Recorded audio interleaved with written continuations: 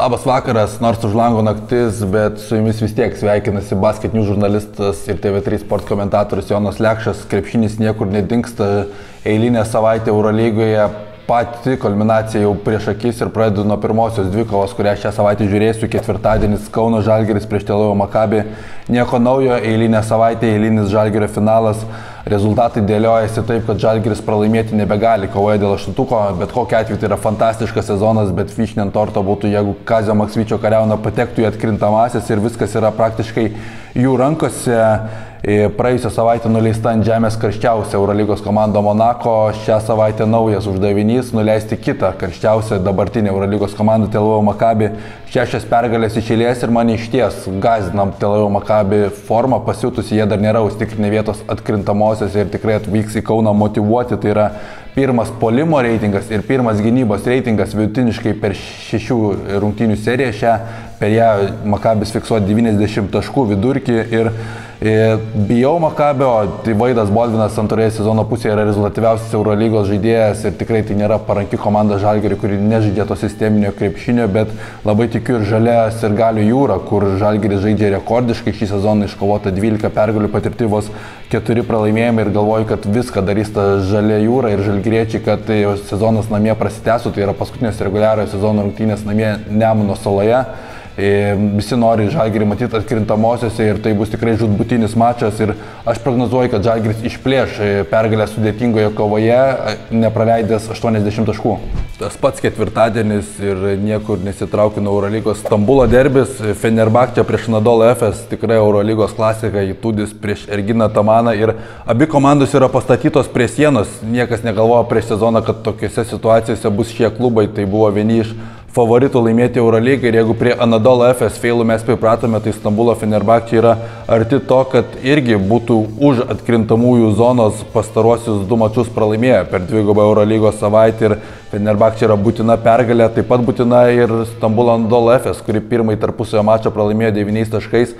Turi 9% tikimybę pagal visus skaičiavimus patekti atkrintamasis ir žinoma, kad Eurolygos čempionai griebsis šiaudo, bandys įgyti tarpusavio pranašumą ir iškovoti pergalę dviženklę persvarą. Mano prognozija yra tokia, kad Anadolu Efes pavyks iškovoti pergalę, tačiau nepavyks to padaryti dviženklę taškų persvarą ir toks rezultatas būtų naudingas Kauno Žalgiriui. Penktadienis ir čia pirmasis susitikimas, kurį stebėsiu, Milano Emporio Armani prieš Barceloną. Milano komanda buvo įspūdingoje formoje, bet atrodo vėl krito į duobelę. Praėjusią savaitę prarado ir visas galimybės pasiekti Eurolygos atkrintamasis. Žinoma, jie pabudo per vėlai, Šabazas Neiperas atvyko kelias savaitės pavėlavęs. Šeivonas Šilcas atrodo įeina į formą, bet tai yra veltui, bent jau Eurolygos fronte. Pralaimėjimas Tel Avive, nors ir nebuvo žaista prastai, bet pralaimėta beveik 20 taškų, po to savaitgalį nesėkmė namuose Italijos pirmenybėse prieš Venecijos komandą ir tai sufleruoja, kad Emporio Armani tai stebuklinga forma kažkiek išsigaravo. Tuo metu Barcelona praėjusią savaitę labai solidžiai atrodė Belgrade, parodė, kaip reikia žaisti išvykos rungtynės labai sudėtingoje atmosferoje, po to ganėtinai užtikrinta pergalė prieš Berlyno Albą ir Šarūno Jasikevičiaus auklėtiniai atrodo stabiliai ir solidžiai, jie vis dar tikisi iškovoti reguliariojo sezono nugalėtojo vardą. Tai padaryti bus labai sunku, kadangi reikės ir Pirėjo Olympiakoso kluptėlimų. Kaip be būtų, bet aš galvoju, kad šią savaitę ir užsidarys Barcelonos šansai iškovoti Eurolygos reguliariojo sezono nugalėtojų vardą, kadangi Milano Emporio Armani norės audringai atsisveikinti su savo žiūrovais Eurolygoje ir manau, kad iškovos pergalę nerezultatyviose rungtynėse. Penktadienio desertas bus Monako prieš Partizaną, nuostabi dvikova užbaigti tiek savaitę, tiek pasitikti artėjančias šventes, Velykas ir abiems komandoms šis mačas tikrai daug ką lemia. Monako vis dar kovoja dėl geresnių pozicijų tarp 1-4 vietų, tuo metu Partizanas siekia 5 pozicijos Eurolygos reguliariajame sezone ir potencialiai tai gali būti varžovai, kurie gali susitikti ir atkrintamosiose. Partizanas dar net neužtikrinęs vietos aštuntuke, bet net neabejoju, kad jisai ten bus viena geriausių žaidimą demonstruojančių komandų šiuo metu Eurolygoje ir mano prognozija, kad Partizanas nepaisant išvykos iškovos pergalę, kadangi Monako vis dar ieško savo kelio po Maiko Džeimso sugrįžimo, o tuo metu Partizanas demonstruoja stabilų žaidimą ir tai parodė paskutinės rungtynės prieš Madrido Realą. Savaitgalį pradėsime ir šventes pasitiksime su LKL dvikova. Lietuvos Vulfs susitinka namuose su 7bet Lietkabeliu ir tai laukia labai intriguojančios mūsų kiemo rungtynės. Tiesiog nedvikova dėl 3. vietos reguliariajame sezone ir potencialiai išvengtas Kauno Žalgirio barjeras pusfinalyje. Po pergalę pasidalino šios komandos reguliariajame sezone, taip kad kuri komanda be laimėtų įgytų tarpusavio pranašumą akistatose.